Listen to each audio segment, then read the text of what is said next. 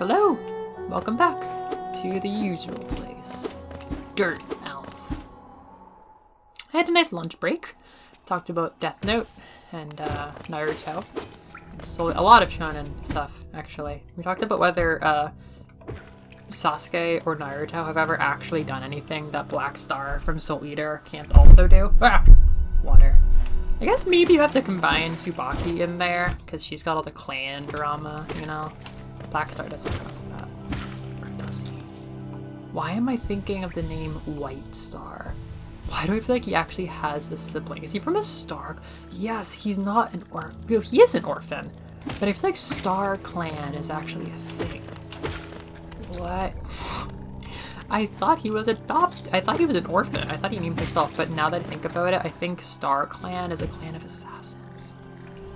Well, oh, our map is nice and colored in. I'm actually glad I bought those.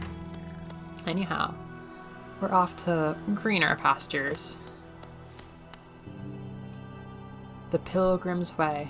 Travelers of Hallowness descend through verdant wilds and fungal groves to the city at this kingdom's heart. Kingdom's heart. Kingdom Hearts. There all wishes shall be granted. All truths revealed. The city sounds pretty interesting. I tell you, I've never seen it. Oh my god, I've heard this music is really good for the city. I'm not gonna hear it. I'm not gonna hear it the first time. It's really sad. Until I rewatch this, then I'll hear it for the first time. Nice stall. Hey, what? Fuck, I forgot. I fought a lot of these things. I have gotten very used to the timing. Oh, I meant to stop by the Grub Father and see if I can get some grub money, but no worries. Oh boy. So that guy would have been blocking the way. He would have been unpassable if I went there. I just skipped going the first time because I knew I needed to get that ability to pass through him. But that's how this area was blocked off. And this area is Green Path. I think I would call this the second world. I've crawled around in this a lot, and it was really what made me like, wow! Getting the Soul Blast thing was pretty big. That really made me like, damn, I want to get all the abilities in this game. But exploring this also did a lot. So we got new bugs. We got this little bush bug. There's some very interesting fellows in this area. I died. I'm not a fellow in this area. Well, I hope you liked watching me walk. Hope you liked watching me walk over there, because I'm about to do it again. Map updated. That's good. It kind of looks like Cornifer. The goggles? The mouth, maybe? The goggles, I think, make it look like that house looks like Cornifer. Well, that could have been better. What time is it? I started right before 2. Okay, that's not for you to know. You don't need to know. True fans would be like, what time of day did she record that? And they'll do all kinds of calculations to figure it out. You're not a real fan if you can't run the recording calc. You're not. I'll tell you, I haven't gotten much use out of my almost dead damage charm. I might have 2 grubbies here. I feel like I've only gotten grub money once. Hello? Ah, thank you everyone. Yeah, thank you everyone. Yeah, where's the other grub? That's what I thought. I remember this guy. Hello? I wonder if there are going to be any like that far back where it's just like blurry. Because in a way this seems like too few grubbies, but I guess if the first world had 3 or 4, I guess 4, it's not crazy. I don't have a really clear grasp on how big the map is. Oh, I fell too far. You know, I have to say, as much as I was saying, I feel like these corridors with like rotating enemies and flying enemies is really generic for this genre. This is also a very memorable one. Like, I've played a couple Metroid, like, intro corridors, and none of them have ever been quite so big as this. It feels like a very big, exciting thing to climb. You know, exciting if you're into that kind of thing.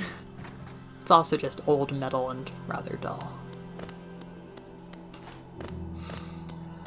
I did worry I was going to be a lot more bored with this. Like, it almost seems like only the exciting regions are going to excite me. What's up there? But I am finding stuff to make me like this aesthetic a lot more than I thought. Just the lighting is fun. Some of the plants are fun. Is this the same path to green path? Isn't this a different... Oh, there you are. I'm fine. Yee-hoo. Yeah, I figured there was somebody around here. Yeah. I guess I appreciate the Fury of the Fallen, just because it gives me a visual when I'm low on health. Oh, you know what I'm really missing out on? Is this right there. It plays like the blood pulsing in your ear kind of sound, which is really cool. I mean, it's very immersion breaking not having game on. I am getting a little bit more comfortable with it. I'm kind of like settling into my weird Let's Player level of immersion. It's not perfect, but it's different. I think it has perks. I think I might be emotionally drained if every slash felt like I was truly killing a bug and leaving its corpse.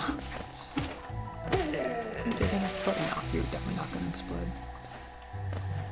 You might explode. So they've got more of this orange and infection looking stuff. You look like a Burmy. Like a kind of Burmy who's been around too long. Oh, fuck. Tough times. Tough times in Greenway. No!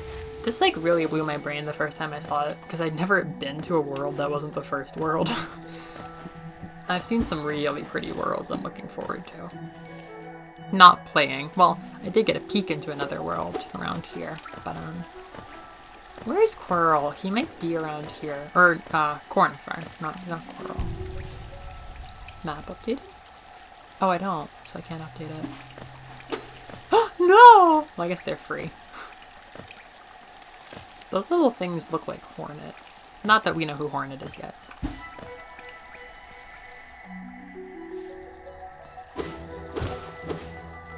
I gotta try to remember where the map dude is. Oh! What an interesting oh god. What an interesting person.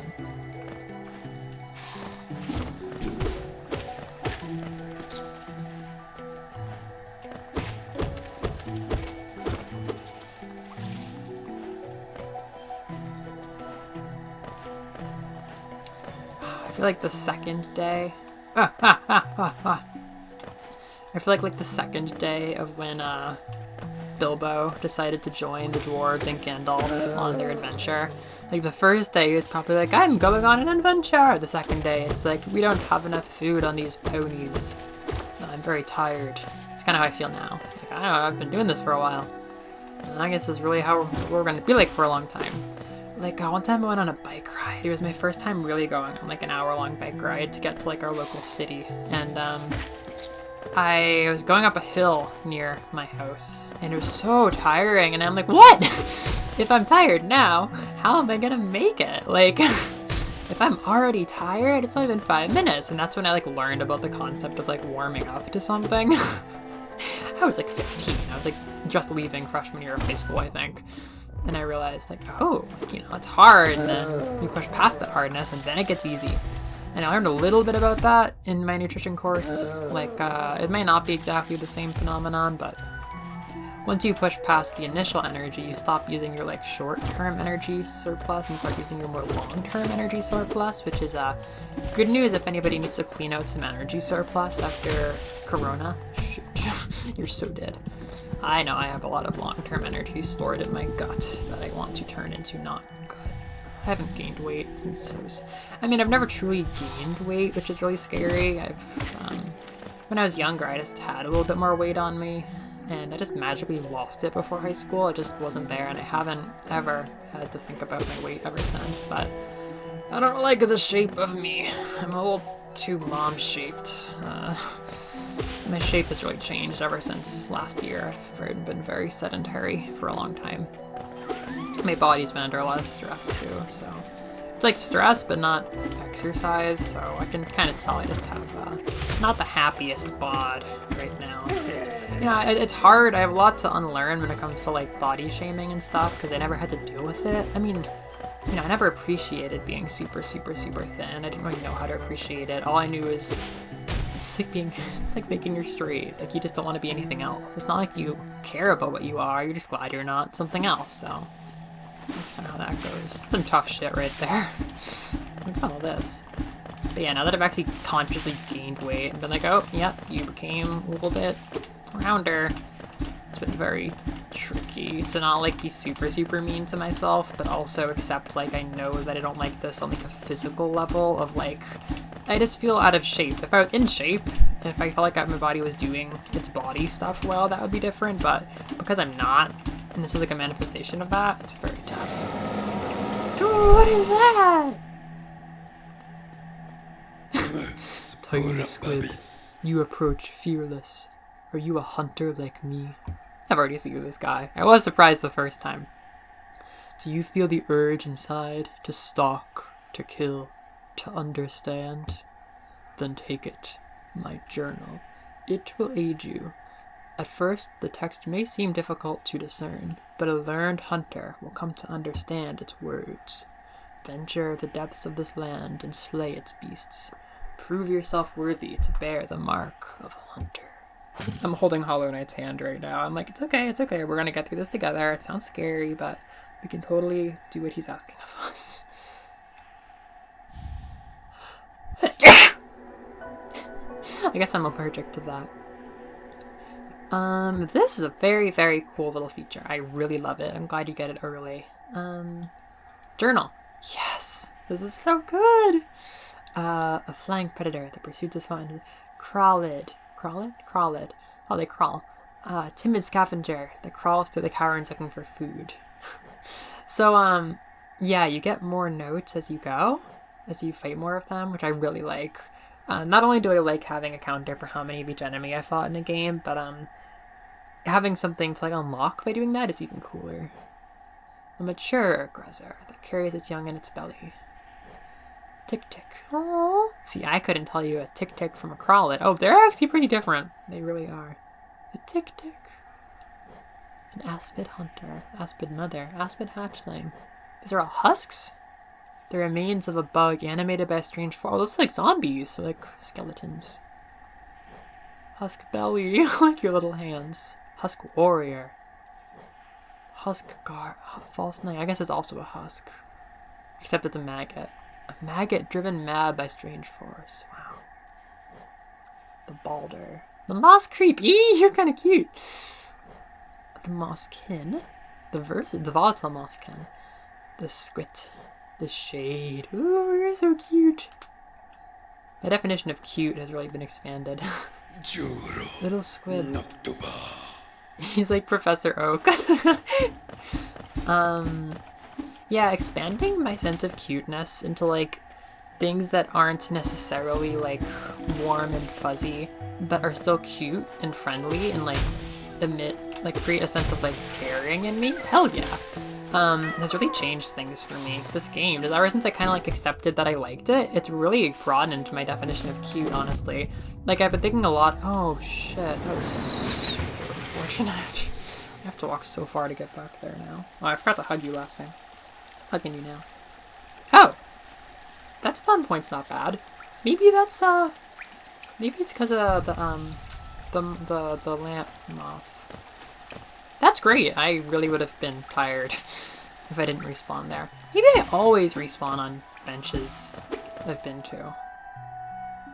Yeah, I think I've used them as spawn points for bosses before. Yeah. Let me just get back down there. Ah! Jesus. I kind of forget. I've been here, but my mental map isn't that strong. That was a really good place I was at. I wish I was there a tiny bit longer. But yeah, I mean, I've been just thinking about, like, I don't know. Like, I don't like horror. I was playing Luigi's Mansion, and, you know, in the moment it felt like, just, oh, you know, nostalgia. I'm playing it just for nostalgia, but, I really realized how much I still like Luigi's Mansion. It was like a huge childhood game of mine. And it was taste-making in a lot of ways. But just kind of realizing that it takes you someplace unsettling without employing anything disturbing. Like, there's nothing in Luigi's Mansion I wouldn't want somebody to see or, like, upset their like PTSD or anything. You know, you don't need to see dismembered bodies and take the viewer's like sense of normalcy to like, you know, a place nobody should ever have to have their sense of normalcy take. Or I mean, like, you know, the stuff that happens in traditional horror is shit that if that happened once in your life or once in multiple lifetimes, that would fuck you up for all of them. So just like, maybe I'm back to being mad about how people assume people are going to be like comfortable with dorming with strangers. I'm upset that a lot of horror writers are fine with the idea of somebody seeing a person that they relate to get like, you know, murdered brutally, when that's so traumatizing in real life. Like, I understand these things are real. I understand horror as a way of exploring things that really shouldn't ever happen in your life. Oh, I was looking for you. I didn't think you were going to be here. I understand that it has a place. Where's my shade? Do I have a shade? Oh, fuck. That means I can't see my shade. Yeah. But I just think that employing things... This might be the right way. Employing things that would fuck you up for your whole life if you ever actually saw them in real life. And employing things where if you're not desensitized enough to them, they could really, really fuck with you. And making that be like the only, like the dominant mode of writing horror is very disappointing to me. Like Luigi's Mansion, I think, really puts you in touch with this feeling of exploring a dark place like your house. Like exploring the discomfort of, you know, walking around your house at night when you wake up in the middle of the night and you need a cheese stick. You know, it's a very real kind of facing your fear, just going into a room where you don't know what's going to happen and fighting your shade. Fuck. And, you know, turning the lights on. Like, oh, this room is empty, and you imagine all these horrible things, and then those things aren't actually that bad. And, you know, now you know that room. Now the light's on. It's a great sense of, like, adventure, which I'm into. And I think it's not quite as visible in, like, the reboot games, but in the original one, you know, it's genuinely unpleasant to be in one of the dark rooms before the light comes on. The textures are very just, like, realistic and unnerving to me, and the transparent ghosts are very unsettling in the dark, so it's a serious discomfort. Oh, well, she's gone. It's a serious discomfort, and it's interesting to explore it in a way that isn't, you know, dangerous or like isn't super disturbing, just by using little unsettling things, you know, just like light and surrealness and creepiness. But even that I think is different than oh shit, I'm in danger. Even that I think is different than what I see in Hollow Knight. I have a lot that I don't know about Hollow Knight, but to me I think the underlying feeling in horror is often not good. Like if I read a creepypasta or something, I don't believe that's a very interesting bench. I don't really recognize this area. It's very jungly. Like creepypastas are not written to make you feel anything good. They are written to unnerve you, and that's you know, some people enjoy that unnerving feeling, but they're not written to evoke like a feeling of overcoming something. Maybe they are. Maybe you get that from reading something disturbing, but I think an adventure game that employs spookiness to enhance what you're going through, like a Zelda game with seriously spooky shit. Oh my god. Why are you already dead? Like a Zelda game with a Shadow Temple. You know, I didn't sign up to play a horror game, but there's some disturbing stuff in those, especially like Ocarina of Time. What are you doing? Shooting grass? Oh, you're tricking me out. And I think using horror devices and unsettling things, I mean, those have got, I mean, I don't know, the old ones have some, like, disturbing blood and stuff, but, there's a lot of them that use themes of dark and light. Oh, shit, I'm so stupid. In order to, like, make you get in touch with a spooky thing, but, you know, you can use dark and light and familiar and unfamiliar to explore stuff without having to bring in gore, and especially not sexual violence is just, I think, unforgivable in horror.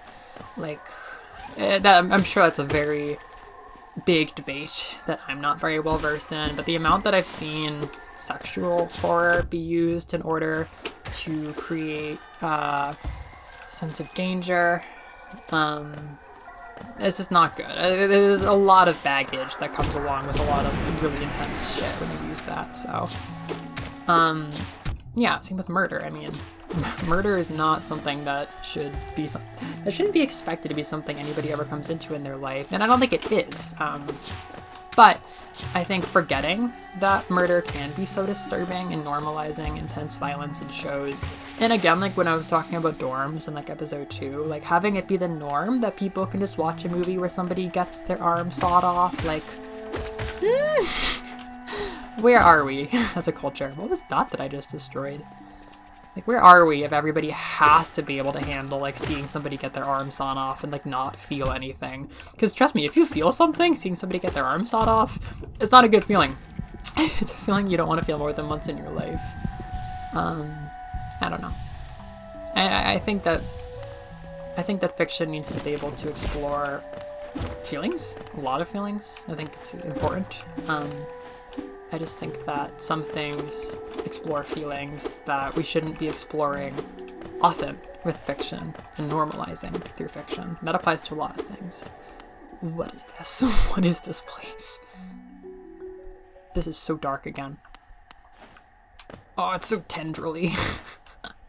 Ow. But yeah, anyhow, when I see Hollow Knight, you know, it feels like a game that wants me to get strong. And then when I see a character like Hollow Knight, he might be creepy and unsettling, but he's not mean. He's not even vengeful. He's cute. He's cute and strange. And I think being strange with an underlying feeling of safety and cuteness, like, really expands the feelings I can get from it. So, you know.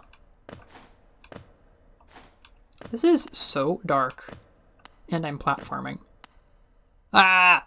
All these husks are dead. It's like stuff growing on them. Ugh, why are there so many dead husks? I've never been in here. Am I through? Where is through? I'm inside a place. Ah! There's so many husks.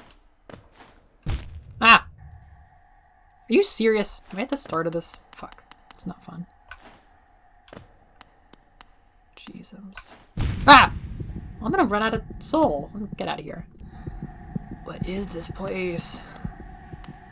Oh, look at that. That's creepy.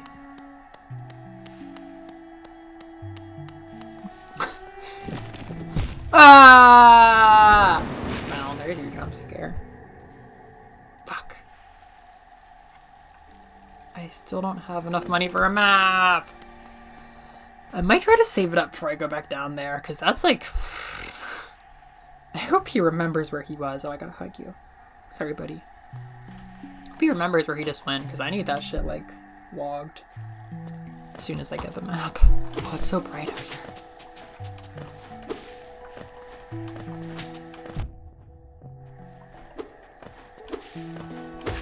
But yeah, I still will go on a limb and say that I don't like horror as a genre, because I think the underlying, I guess, like, you know, it's not like I have canceled the genre and won't try anything. It's just like I can kind of tell, like, when something is taking me to an emotional place of just like abuse, it just wants me to see something abusively painful, and it just doesn't care about how I feel afterwards, and I'm just supposed to like be like, oh, it's awesome how much that captured the feeling of being helpless, hurt, abandoned, disconnected, like all these bad feelings. Like, that's not a feeling I want for media. Like, I think stuff that uses spookiness to create a sense of adventure or growth or positive emotions, that's just a whole lot more my shit. It doesn't leave me with baggage.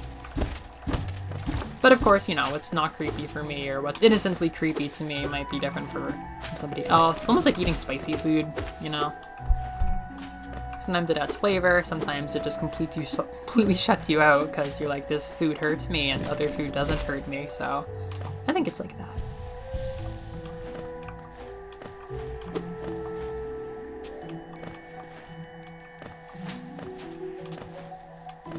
Who's gooing? You're shooting goop. Oh, I am super lost. I vaguely know where I am. I vaguely know.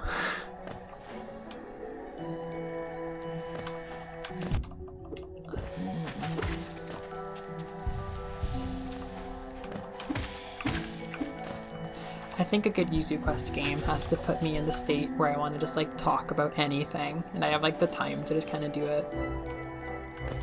Hua, hua, hua, hua.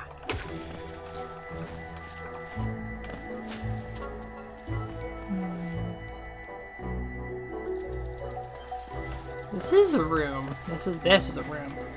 This is a room. This is a room I've been to.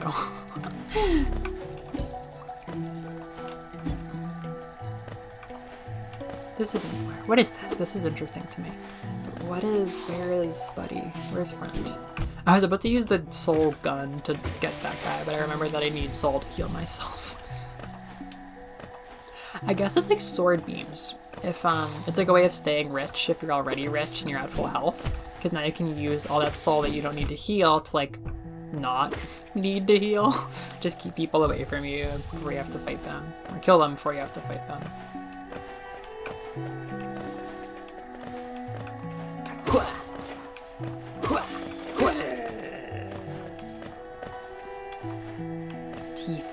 Teeth. This is the hunter area. I know it is. This is the same place I was, right? I think so. I'm gonna say he's not around here. What's going on here? Am I alone? Oh, hi. Soul. Awesome. I think it's like really beat this guy up. Oh no. I can't tell if it's a finite amount or if I get more soul for hitting him more in a certain amount of time.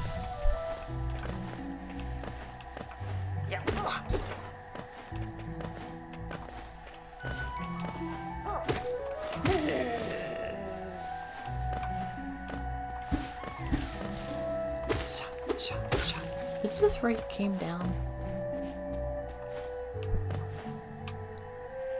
Yeah, I found a lot of areas in Greenway that are just not like the straight and narrow. Like, I've gotten all the way to a certain boss, and I've also just found so many other ways on my own. Oh, these are scraps of paper! But these are scraps of paper. I'm so glad. I'm so glad. I'm really glad that that's there. I feel accomplished. I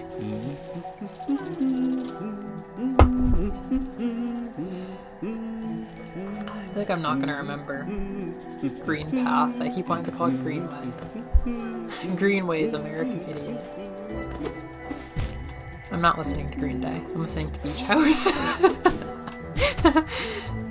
Real Yuzu Crust fans. Listen to Beach House. On that note, I recently have decided to stop using Yuzu as a nickname. It's been about a year that I have been. And at first it was very casual and mostly associated with the channel, because I called this Yuzu Quest. Well, you can call me Yuzu then, because this is Yuzu Quest. I've decided that I spent long enough wanting to use Yuzu as a nickname that I have probably outgrown my actual name. I chose it for myself when I was like 15 and coming out. I've just had it a very, very long time, and it has a very, very different energy from my energy now that I've changed and grown a lot, and, oh fuck, am I alive? I'm just kind of like, I've already changed my name once legally. There's no reason to spend my whole life with a name that kind of could be better. Oh fuck. No, that means I lost the shade that had the other money. But honestly, what is money? What is money compared to experience? Oh, we actually have a pretty good map now. I guess it's all worth it. Oh yeah, the Stone Sanctuary. I don't know. I don't know if I want to go and explore that yet, because that was like fucking tricky. I don't know, man. I might just putz around here while I'm down here. I think I want to go that main way towards, I think that's the city that's marked on my map. Because this episode probably won't be much longer. Yeah.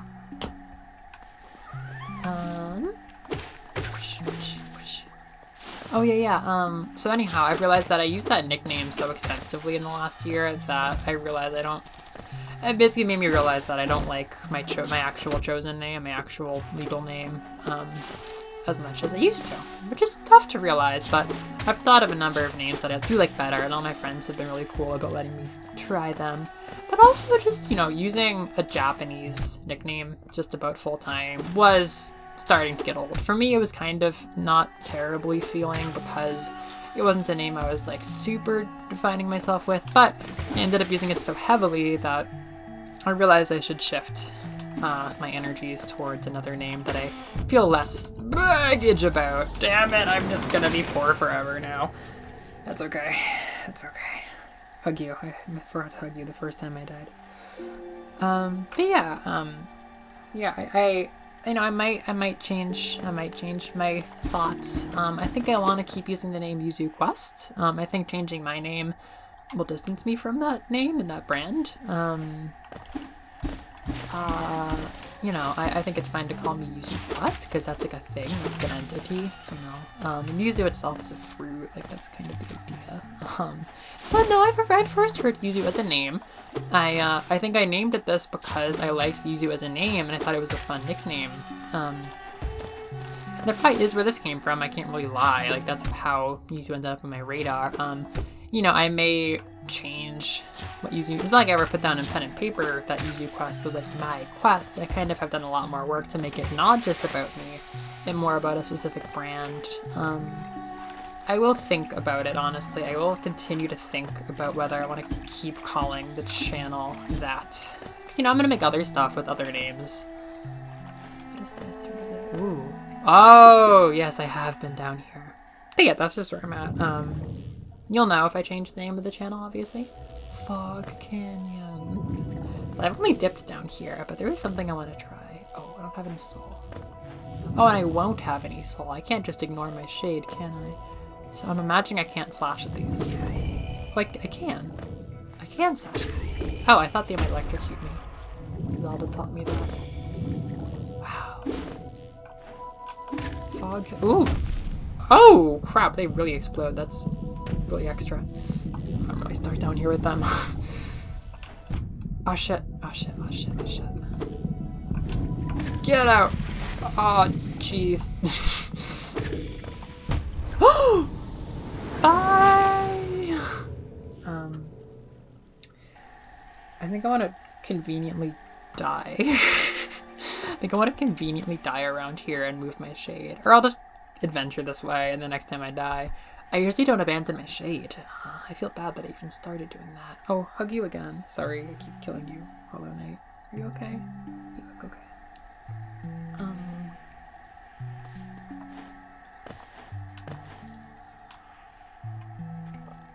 But...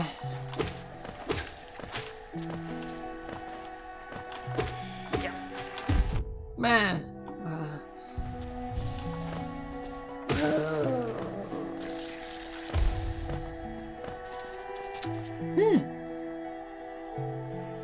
Those who stray from the White King's road shall face the wrath of Un. What? What? Who? Who? Where?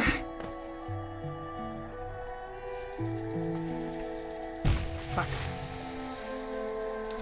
Well, I've done enough mucking around this area that's kind of optional. I'm gonna try to get back to, like, the main greenway.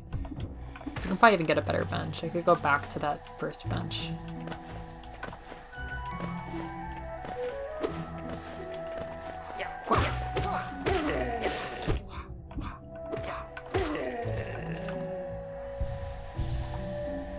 VTubers are really popular. They've gotten really popular. There's many very, very popular ones right now. They're real people. I didn't know that. I thought like Kizuna Ai was actually a self-learning program for a long time. I thought she was a computer and not a woman. I'm proud to hear that she's a woman. I'm proud. I like women. I like them to do things and are successful with it. Ah, danger. Yeah, I am a person. I'm not a VTuber, if you're wondering. This is a real fleshy person. Not that VTubers aren't. I could be a VTuber. I think it's actually about having an avatar. And like probably a persona built around that avatar. And probably also a voice thing. Like a voice. Like an artificial voice. Hatsune Miku is probably not a flesh person. From what I've gathered. I know a few things about Miku. If she is, they're probably keeping her in a box somewhere in hopes that she'll live forever.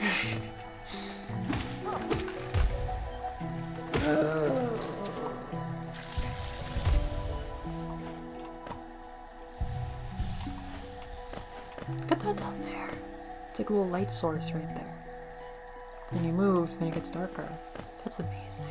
I did see how they generate these background layers and layers and layers of drawings and rendered stuff. Like the reason it looks so cool is if you turned on a 3D slider on like a 3DS, you would see a ton of layers come up and it would just get super deep. I keep kind of wanting a Hollow Knight 3DS port. It just missed the boat. Having a map on the touchscreen would have been really cool. And I really like playing this. I mean, I love how beautiful it is on this console, but I would enjoy playing it that way too.